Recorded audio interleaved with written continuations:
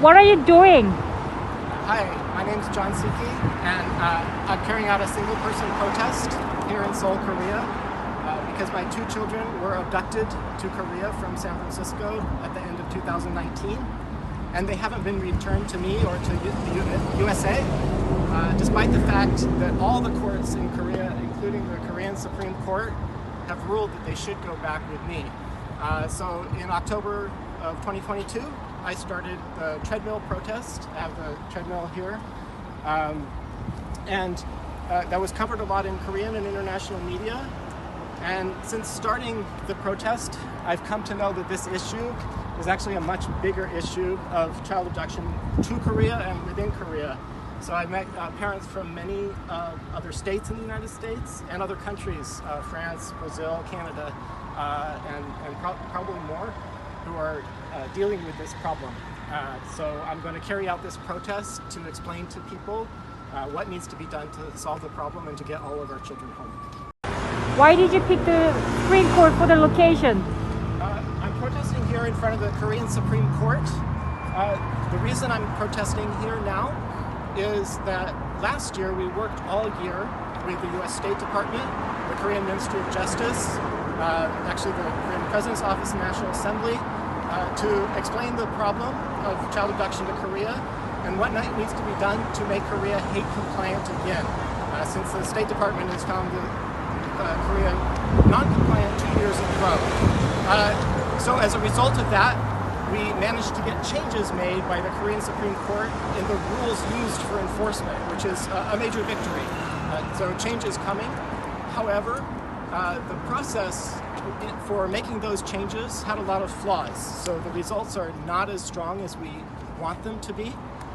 So I'm continuing to protest here to make sure that the court officials know about the reality of how enforcement works or doesn't work.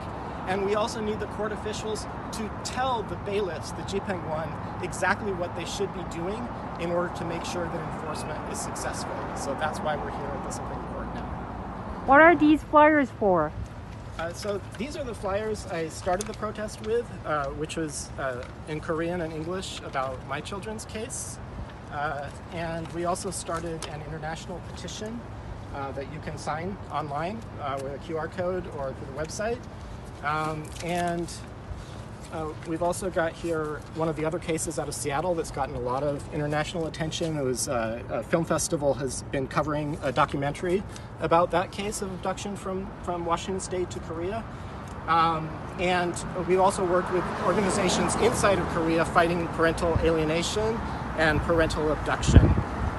So we've got a lot of information here at the protest, and we're adding more as other parents submit their cases as well. What is this sign about parental alienation? Yeah, so one of the worst parts about abduction cases is that typically while the children are being held by the abducting parent, they are taught to hate, fear, and reject the left-behind parents, such as me in my children's case. It's very sad to hear your own children say things like, I hate daddy, 아빠 싫어, I don't want to see daddy, these kinds of things. But that's what they're being taught, and it's actually a form of emotional abuse for them to go through this. And I've talked to many other parents who've gone through abduction cases. And then after I started the protest, a group of parents inside of Korea reached out to me because they were facing the same issue in their divorce cases after they'd gotten cut off from their children in different ways. All of a sudden, the children started rejecting them when in the past they actually wanted to have visits with their other parent. And so it's very sad to find out how many people are suffering. Fathers and mothers of sons and daughters who used to have good relationships getting cut off. So this association I've worked together with inside of Korea. And in very extreme cases, such as the Incheon child abuse murder case, when one of the loving parents gets cut off, they can't even protect their own child from physical harm, neglect, and sometimes even abuse to the point of torture and death. And so this is something that really needs to change, and we are also asking the Supreme Court to make sure that the family courts in Korea do a good job of protecting children from emotional abuse, and that the criminal courts in Korea also get involved to make sure that parents who do abuse their children in this way face the consequences to make sure that this practice stops. How long will you keep protesting? I chose the treadmill to symbolize the fact that I can keep going as long as it takes to be reunited with my own children.